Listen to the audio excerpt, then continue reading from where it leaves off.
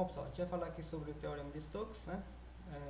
Bom, e o enunciado é o seguinte: tem uma superfície orientada, e superfície orientada a gente já sabe o que é, né? Aquela superfície que tem dois lados, ou seja, você consegue definir um campo de vetores normais, campo de vetores normais contínuo, né?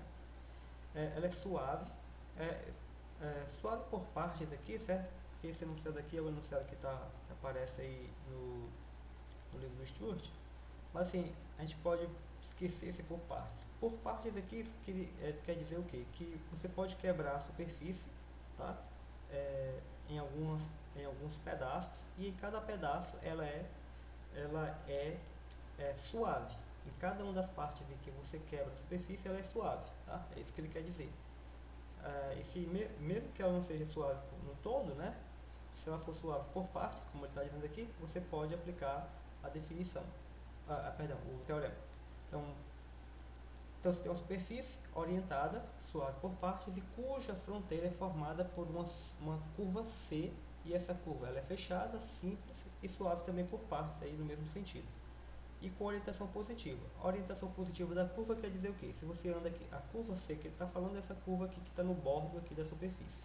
Então, se você anda por essa superfície aqui, então o seu lado esquerdo está sempre apontando para dentro da curva, tá? É isso que quer dizer orientação positiva. Então, você já F um campo vetorial cujos componentes têm derivadas parciais contínuas em uma região aberta do R3 que contém a superfície S. Bom, o que o teorema vai afirmar? O teorema vai dizer que a integral de linha sobre a curva C, essa curva aqui, né, que é o bordo da superfície, a integral de linha sobre o bordo da superfície é a integral de superfície do rotacional desse campo vetorial aqui. Tá? Então, a integral de linha da curva C, né, que está no bordo, é igual à integral de superfície do rotacional. Tá? Bom, vamos fazer um exemplo para a gente ver como é que a gente aplica isso daqui.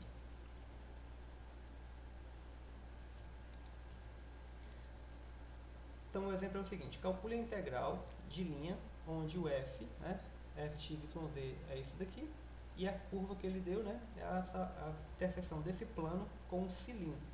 Bom, a curva que ele já deu, certo? Então, tudo desenhado aqui bem bonitinho. Aqui é a curva C. A curva C é exatamente a interseção do cilindro com o plano, tá? Com esse plano aqui. Esse plano está inclinado aqui, né? Então, a curva que ele gera é isso daqui. Repare que se você fosse tentar calcular essa integral de linha, né, desse campo aqui, pela definição, a gente precisaria determinar uma parametrização para isso aqui é uma elipse, tá? Para essa elipse aqui, o que seria um pouco complicado. Bom, mas aí a gente não vai fazer dessa forma, a gente vai usar o teorema de Stokes. E pelo teorema de Stokes, a integral de linha dessa curva, né, que é o bordo dessa superfície aqui, tá, é igual à integral de superfície do rotacional desse campo.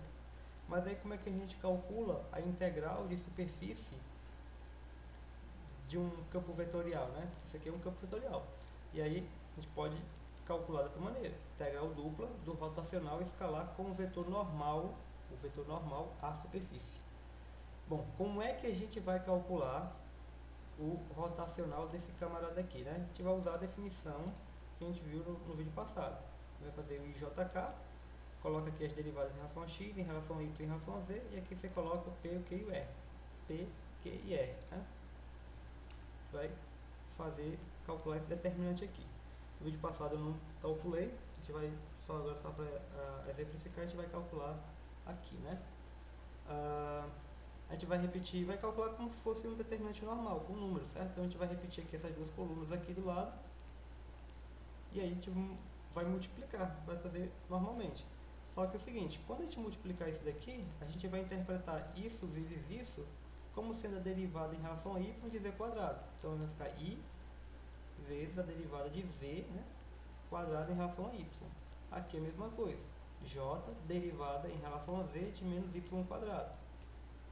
E aqui é a mesma coisa: k vezes a derivada de x em relação a x.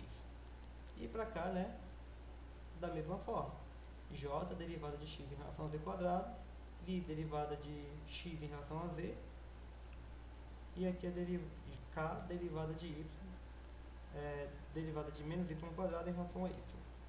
Bom, se fizer a continha aqui, certo? Vou deixar vocês fazerem, vai dar 1 mais 2y vezes o vetor k. Bom, agora falta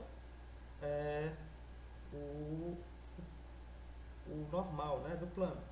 E a gente sabe o seguinte, que o normal, quando a gente tem um plano, ax mais by mais cz, o normal do plano é esse aqui, né? São essas três componentes, a, b e c.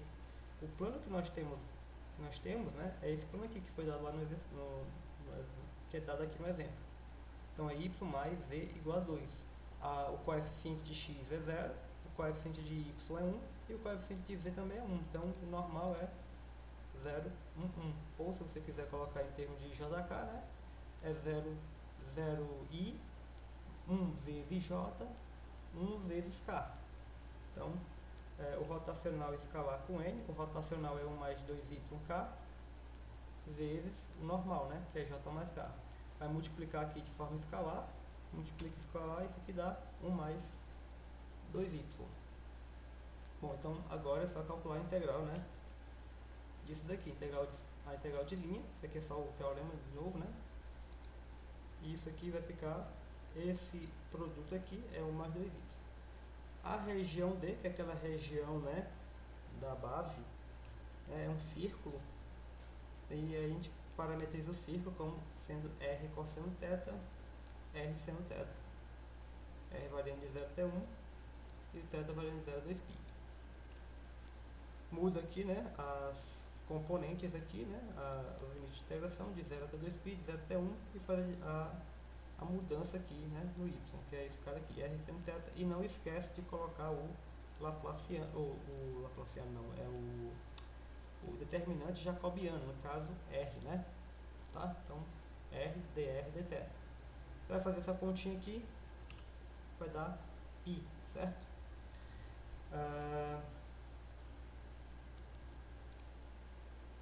Bom, então é isso, certo?